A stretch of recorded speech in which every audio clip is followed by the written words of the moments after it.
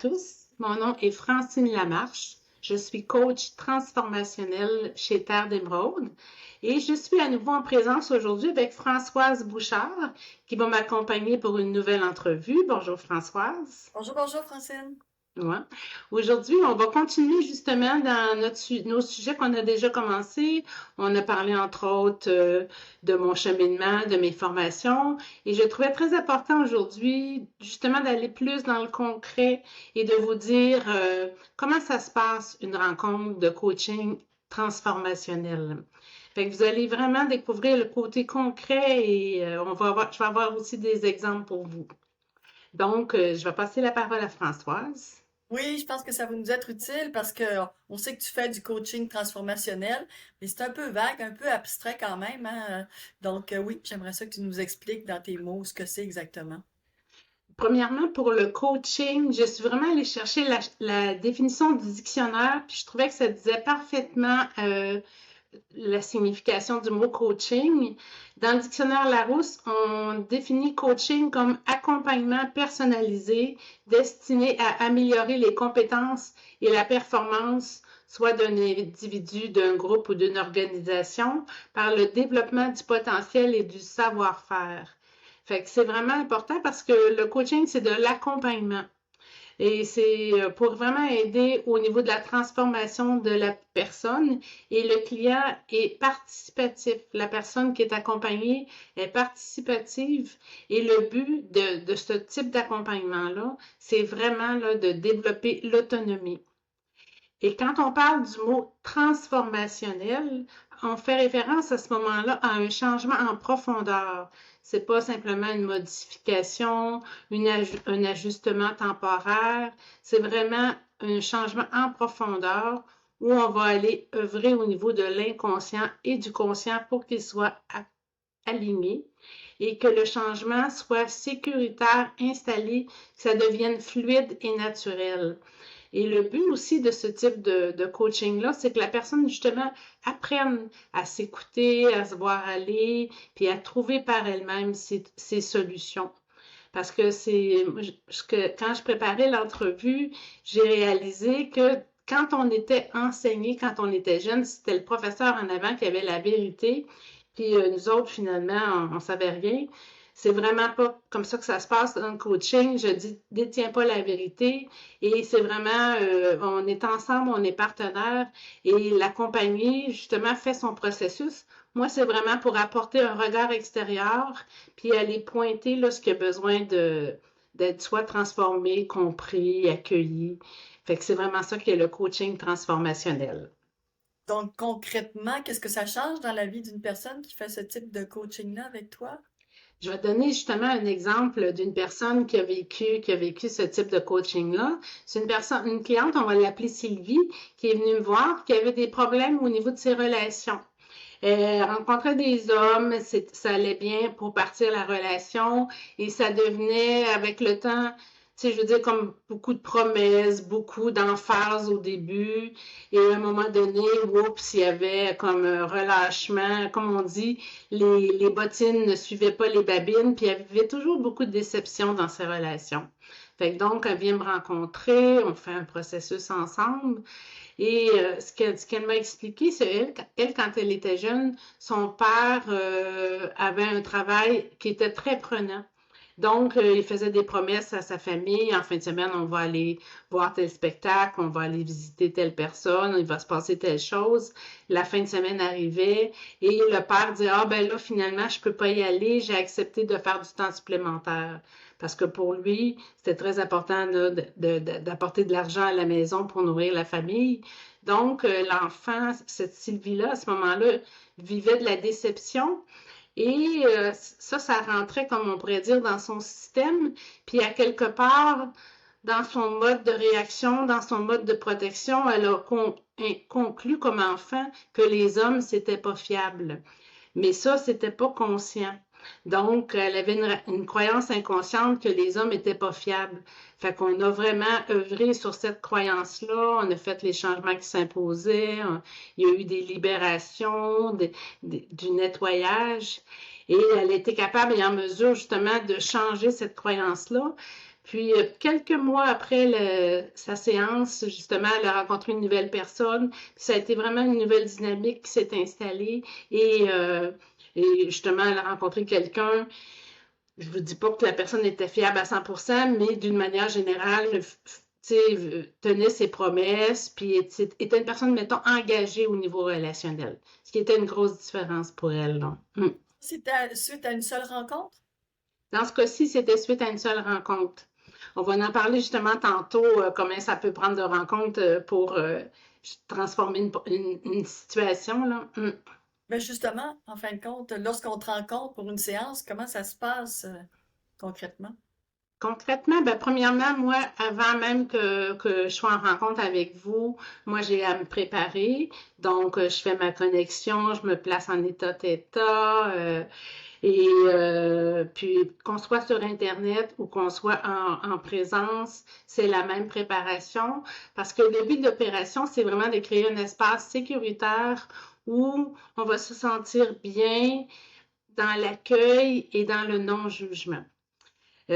Par la suite, quand la compagnie arrive, la première étape, c'est vraiment de faire nommer c'est quoi l'objectif de la séance. Parce que souvent, les gens ont plusieurs objectifs. Ah, je voudrais ci, je voudrais ça, ou ont de la difficulté à nommer ce qu'ils veulent vraiment. Ils vont me dire, ah, je veux me sentir bien, je veux prendre ma place. Ouais, mais encore, qu'est-ce qui va faire que tu vas savoir que la séance a été un succès? Comment tu vas te sentir? Comment ça va se passer dans ta vie? Et souvent, ce qui va m'aider, c'est que je vais demander aux gens, donne-moi un exemple quand ça va pas bien. Puis après ça, je pars de là pour justement aller déterminer c'est quoi l'objectif, puis qu'est-ce que vont être les éléments qui vont faire que la personne va dire oui, c'est vrai, j'ai atteint mon objectif. Parce que c'est important de comprendre que pour moi, je veux du concret. OK, on travaille au niveau énergétique, on travaille sur un peu sur du subtil finalement, mais on veut quand même que ça ait un impact dans le concret de la vie quotidienne. Par la suite, après, ce que je vais faire, c'est que je vais aller explorer ce qui se passe à l'intérieur de la personne. Comment tu te sens? C'est quoi les émotions qui sont là? Comment ça se passe dans ton corps? Puis ça, pour moi, le corps, c'est vraiment un marqueur important de la séance. Parce que tout au long de la séance, je vais m'informer comment ça se passe pour toi. Parce que c'est au niveau du corps, souvent, qu'on va voir les premiers mouvements, si vous voulez, quand le changement commence à s'installer. Et par la suite, là, je pose différentes questions. On peut soit aller, mettons, plus travailler au niveau des croyances, parce que souvent, les gens, à cause des événements qu'ils ont vécus, ont intégré des manières de penser, des croyances, puis l'inconscient veut les protéger, mais rendu à un certain moment de vie, ça ne protège plus, ça limite la personne. Fait que donc, moi, c'est important d'aller mettre le doigt sur la croyance racine et de transformer ça. Et naturellement, c'est pas quelque chose que je fais tout seul, je fais ça avec la source, parce qu'en Theta Healing, on se branche au créateur pour aller faire les transformations. Et l'autre chose aussi que je vais faire souvent dans une rencontre, c'est aller faire du dégagement, de la purification, du nettoyage, retourner, on appelle ça un échange de fragments d'âme. En réalité, c'est comme si on ramassait du matériel qui ne nous appartient pas, puis des fois, on s'est laissé éparpiller un peu dans nos énergies, dans nos expériences de vie. Fait qu'on va justement récupérer ce qui nous appartient, retourner aux autres ce qui leur appartient. Puis on va souvent aussi travailler au niveau émotionnel. Ce qu'on fait en Theta Healing, on appelle ça du téléchargement. Donc, installer de la sécurité, installer de la confiance, installer du bien-être, parce que c'est important que quand on veut faire un changement, de se sentir en sécurité, de sentir que c'est possible puis qu'on est bien. Fait que c'est beaucoup ça que je fais. Et d'ailleurs, une des choses aussi importantes que je vais faire durant les rencontres, c'est changer la perspective. Moi, j'appelle ça aller chercher le cadeau de la situation, là. C'est comme, OK, tu as vécu un événement, ça n'a pas été facile. C'est quoi les talents et qualités que tu as développés durant cet événement-là? Puis ça, là, le fait de prendre conscience de ça, ça change vraiment toute la perspective qu'on donne à notre vécu. Puis on dirait après, c'est beaucoup plus facile de se dissocier de l'événement. Et justement, Françoise, qui m'accompagne, a écrit un livre où elle partage justement un pan important de sa vie, où elle a justement elle-même, avec ce livre-là, là, comme transformé sa vision des événements qu'elle avait vécus dans sa vie. Puis je vais te laisser en parler, Françoise, ça va nous faire un exemple concret, là. Oui, effectivement, je pense que c'est un bon exemple. En fait, il faut qu'on recule longtemps dans le temps. Des fois, ça se passe sur de longues périodes. J'ai un fils qui est né avec des malformations importantes, qui a subi une soixantaine d'opérations, des greffes et tout ça. Donc, c'est pas quelque chose que j'avais choisi. C'est pas quelque chose qui était dans mon plan de match, si on peut dire, mais c'était là. Et puis, j'avais décidé de passer à travers, mais quand même avec des frustrations, des regrets d'avoir pas professionnellement pu avancer comme j'aurais voulu. Donc, il y avait un mélange de tout ça. Alors, j'ai décidé d'écrire ce livre-là et je me suis pris à plusieurs reprises avant de le faire et de réussir à le faire. Donc, je réussissais à écrire deux, trois pages et puis, en fait, je m'effondrais. Là, j'étais pas mûre pour l'écrire encore. Mais récemment, j'ai réussi donc à finaliser ce livre-là, l'écrire au complet. Puis il y a comme une libération. C'est comme j'ai pu déposer toutes ces états d'âme-là, qu'on pourrait dire. Et puis, ça continue de, de m'apporter, en fait, du bien-être. Alors, c'est ce que j'appelle donner un sens à l'épreuve parce que c'était Ouais. vraiment très douloureux pour moi, évidemment, pour mon fils qui était concerné, pour tout le reste des membres de la famille. Mais oui, il y avait peut-être un petit cadeau en arrière de tout ça. Et puis, avec le temps, là, je vois que dans le petit cadeau, il y a un autre petit cadeau, puis il y a un autre petit cadeau. Ça finit par faire un gros cadeau. Oui, effectivement, ça finit par faire un vrai cadeau. Un vrai cadeau, ouais. Fait que c'est ça, fait que donc, justement, dans les rencontres, je vais souvent amener la personne à un changement de perspective, à voir la situation autrement. Puis ça, après ça, ce que ça permet de faire, c'est de dissocier l'événement. Fait qu'autrement dit, comme toi, Françoise, tu as développé de la force, de l'autonomie, tu as développé plein de qualités. Fait que maintenant, tu n'as plus besoin de la douleur, des situations difficiles pour manifester ces qualités-là là, que tu as intégrées lors de ces événements-là. Là. Oui, puis j'ai découvert des forces que j'avais pas, j'ai découvert de la détermination, de la ténacité. Donc oui, je me suis découverte beaucoup dans cette expérience-là. Donc, est-ce que tu peux dire, toi, qu'au fil des rencontres, justement, ça se ressemble un peu d'une rencontre à une autre? Est-ce que ça dure la même durée pour chacun? Qu'est-ce que c'est une séance type? Je te dirais que les séances, premièrement, sont tout le temps différentes. Une séance, c'est 60 minutes et environ. Là. C'est ça, mais les séances sont tout le temps différentes et parce que naturellement, moi, je compare souvent l'évolution à comme éplucher un oignon. OK? On va dans un premier temps, mettons, la personne, bon, décide qu'elle va travailler sur tel sujet. On va donc libérer, nettoyer, dégager. Il va y avoir donc un changement concret au niveau de cet premier objectif-là. Et d'ailleurs, avant même que la personne quitte la séance, je vais la mettre en situation imaginaire, si vous voulez, de vivre son objectif. Et c'est à ce moment-là que justement, on voit comment l'inconscient réagit, comment le cerveau réagit, puis ça va être quoi les premiers pas qu'elle va faire dans ce nouveau chemin-là qu'elle va fréquenter. Fait que donc, c'est ça. Fait que, chaque séance est unique.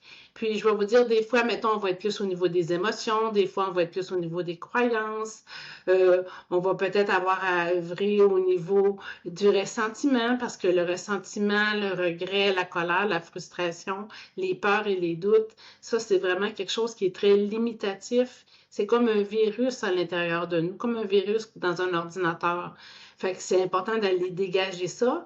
Et d'une fois à l'autre, on dirait la première fois, naturellement, que je rencontre quelqu'un, la personne, tu sais, on ne sait pas vraiment exactement ce que c'est un peu sur la réserve, mais dans les rencontres subséquentes, effectivement, on peut aller encore plus en profondeur, puis il y a un dégagement qui se fait.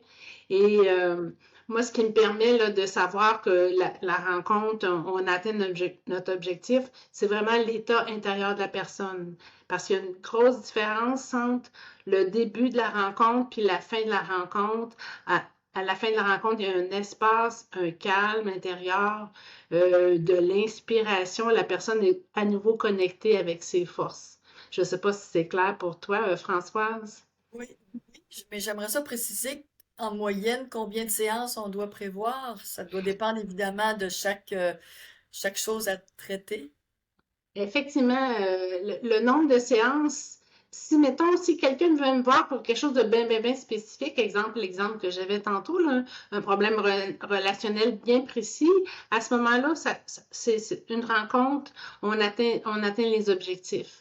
Si la personne vient me voir puis elle me dit, oh, moi, je voudrais travailler au niveau relationnel, je veux aussi être capable de poser mes limites parce que j'ai de la difficulté à dire non, puis je veux aussi, mettons, prendre des vacances, puis je suis pas capable de prendre des vacances, ben, tu sais, à ce moment-là, justement, ça va prendre plus qu'une rencontre, puis on va y aller par étapes, finalement. Puis moi, ce que j'aime beaucoup aussi à dire aux personnes, c'est on laisse la vie nous guider. OK? Parce que c'est pas, on n'est pas dans une course, puis c'est pas un concours, là, faire du coaching, faire des rencontres. Mais, tu sais, au besoin, on peut faire un processus. J'offre aussi des forfaits de 3 ou 6 rencontres selon les besoins. Puis après ça, moi, je trouve qu'on laisse intégrer, on met en pratique ce qu'on a compris, on met en action parce que là, l'idée, c'est de changer nos circuits neurologiques. Donc, on a besoin de se mettre en action aussi, de faire des changements. Fait qu'on se met en action, puis, oups, maintenant, il y a plein de choses qui s'améliorent, plein de choses qui se placent. Puis là, tout d'un coup, on dirait qu'on arrive face à un petit mur, fait qu'on s'en occupe quand il est là. Mais tu sais, on n'a pas besoin de courir après aussi. C'est ça que je voulais dire. Par on laisse la vie nous guider, non? Qu'est-ce qui détermine le délai entre chacune des séances? Quand on fait mettons, un forfait de 3 rencontres, attendez, je vais regarder ma feuille. On fait ça. J'ai des rencontres, mettons, qu'on va faire aux 2 semaines. OK? 3 rencontres, parce que là, on est dans un processus, on est plus actif. OK? Euh, il y a des personnes, mettons, qui vont décider, oh, moi, je veux te voir une fois par mois pendant, mettons, 5 mois, 6 mois, OK? Parce que la personne a vu travailler sur quelque chose, mais prendre le temps d'intégrer, puis de se revoir après. Ça, c'est possible aussi. Ça dépend un peu du sujet, puis ça dépend aussi parce que des fois, il y a de l'intégration à faire aussi, parce que comme je disais, c'est pas juste de dégager, c'est pas juste de comprendre, il faut aussi passer à l'action aussi, non? En quoi ton approche de coaching transformationnel s'inscrit-elle dans la mission de Tarem Road? Ben, naturellement, je te rappelle, la mission de Terre d'Émeraude, c'est l'éveil du potentiel humain. Donc, le coaching transformationnel, c'est vraiment aligné sur la mission de Terre d'Émeraude parce que le coaching transformationnel, c'est accompagner les gens à se libérer dans ce qui les empêche de briller pleinement puis d'être eux-mêmes complètement. Et le but du coaching transformationnel, c'est de se reconnecter avec son essence et d'exprimer son potentiel. Fait que c'est vraiment ce que je fais là avec le coaching transformationnel. Et ce qui va souvent nous limiter dans nos actions, c'est vraiment notre inconscient. Et avec le coaching transformationnel, avec le Theta Healing, ça permet vraiment de prendre conscience de ce qui se passe dans l'inconscient. Entre autres, on a un outil qui s'appelle le test musculaire qui nous permet justement d'aller voir, parce que, mettons, la personne en face de moi peut me dire je veux telle chose, mais ça se peut que l'inconscient, lui, considère que c'est dangereux puis il n'est pas prêt à aller là. Fait que le but vraiment du coaching, c'est de prendre conscience des croyances inconscientes et par la suite d'aller les transformer, mais aussi de créer l'unanimité à l'intérieur de soi. Puis je pense que tout le monde qui nous écoute savent que des fois, il y a de l'ambivalence dans les personnes. Tu veux, mais tu veux pas en même temps. Là. Fait que le but vraiment du coaching transformationnel, c'est de créer l'unanimité, puis que tout l'intérieur tire dans le même sens.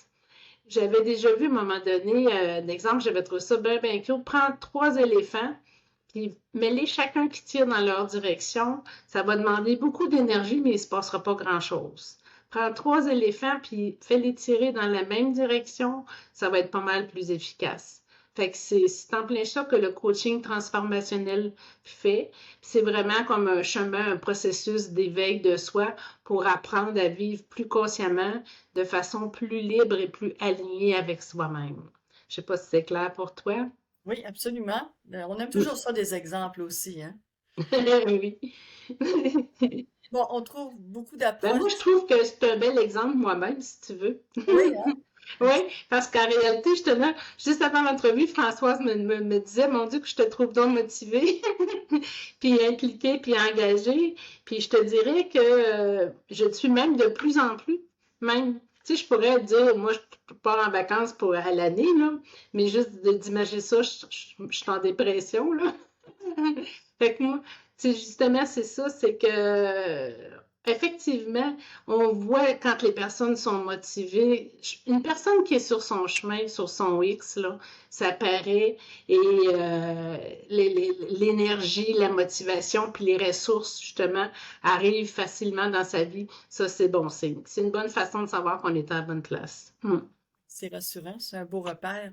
Oui. Évidemment que c'est ça, on trouve beaucoup d'approches différentes de croissance et de thérapie en fin de compte. Mais là, ton approche, elle, qui est différente, en quoi elle l'est?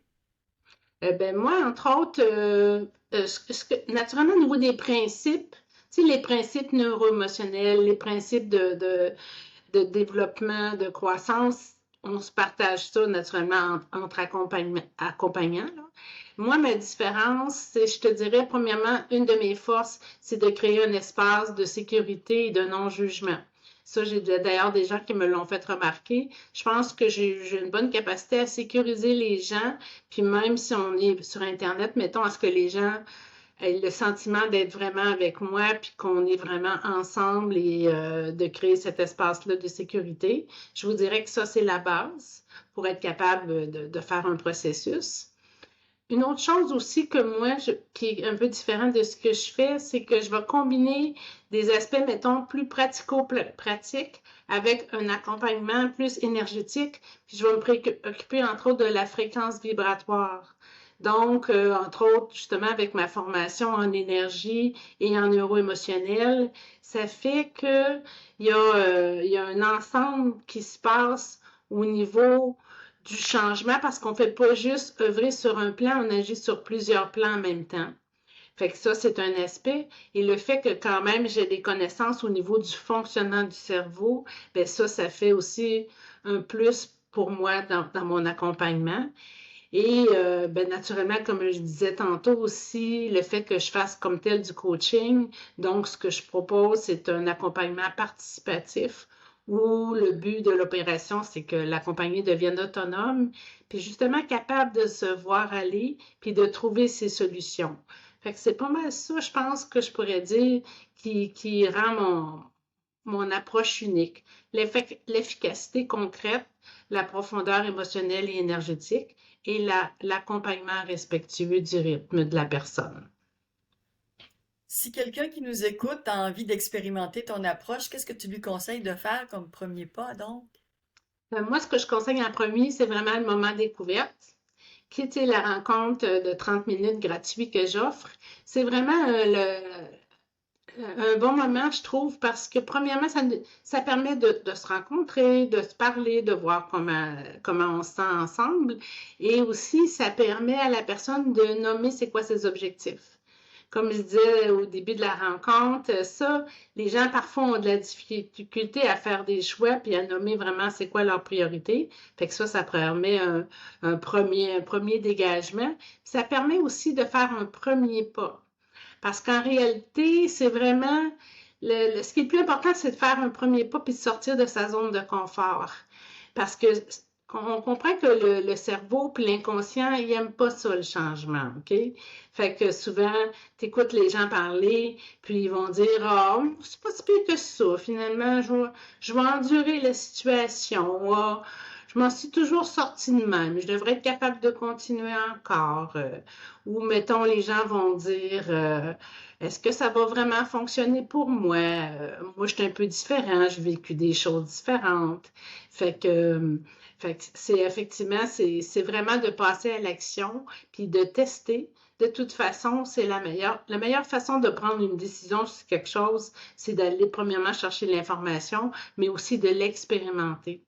Parce que tu vois, là, on vient de parler de plein de choses, mais ça reste au niveau des paroles. C'est quand on expérimente qu'on ressent la différence puis qu'on voit vraiment le changement. Et c'est très facile d'ailleurs de trouver toute cette information-là sur mon site web. J'ai une page service où c'est tout bien détaillé, le coaching unique, les différents forfaits que je propose. Et quand on a juste à cliquer sur un lien pour aller réserver dans l'agenda, fait que c'est super facile là, de trouver toute l'information là, sur mon site web. Là. C'est très inspirant tout ça. C'est clair pour toi? Oui, oui, c'est sûr qu'il y a peut-être des questions qui viennent au fur et à mesure, mais tu es là pour y répondre par la suite, là. Effectivement, c'est en plein ça. Fait que c'est ça, justement, j'invite les gens à continuer à me suivre sur les réseaux sociaux. Je suis sur Facebook, sur LinkedIn, sur Instagram. Il y a mon site web, vous avez toute l'information. Si vous êtes intéressé à vous tenir au courant des dernières nouvelles, des nouveautés qui s'en viennent, il y a aussi mon infolette mensuelle que j'envoie par courriel une fois par mois. Et ben, comme je disais tantôt, on a déjà quand même quelques entrevues présentement sur la chaîne YouTube. Fait qu'avec ces entrevues-là, vous allez avoir une bonne connaissance là, de ce que je fais puis de par où je suis passée pour arriver où j'en suis présentement. Et moi, je vous invite vraiment à faire un premier pas vers votre transformation pour laisser émerger votre merveilleux potentiel. Puis, je vous dirais, n'oubliez pas que la connaissance sans les actions, ça donne pas grand-chose. Donc, un gros merci Françoise, puis merci de m'avoir accompagnée. Puis, je trouve vraiment que tu m'as permis là, justement de me dégainer face aux entrevues puis de me sentir à l'aise dans ce processus-là. Là. Oui, hein, une belle évolution quand même. Non, vraiment. Oui, ça a été une belle expérience des deux côtés de la caméra, ou en tout cas de l'écran. C'est ça. Ben, merci beaucoup, puis n'hésitez pas à communiquer avec moi si vous avez d'autres questions. Merci. Bonne fin de journée! Merci.